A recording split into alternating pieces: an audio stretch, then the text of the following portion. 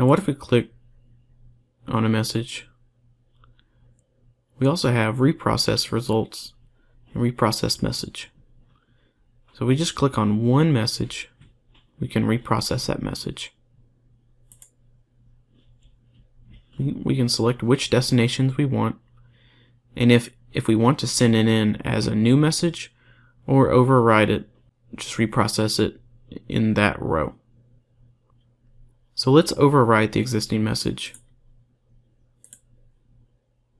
Search.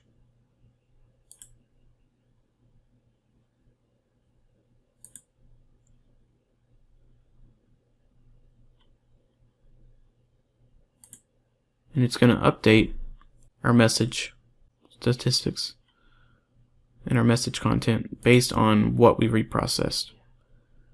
This reprocessing feature comes in handy when we've changed something in our transformer and we need to reprocess all the messages to work with that transformer now. So we also have the reprocess results.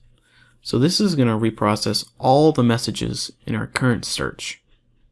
So for example, if we just wanted to reprocess messages from July 5th to July 6th, we would search. We can click reprocess results.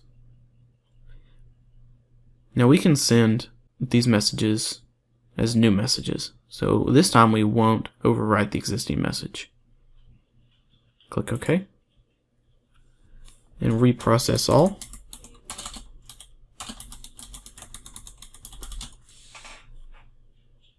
Okay. Let's get rid of our search criteria. Reset. Search. And you can see that we have the new messages and that they were reprocessed. But we also have the original messages down here.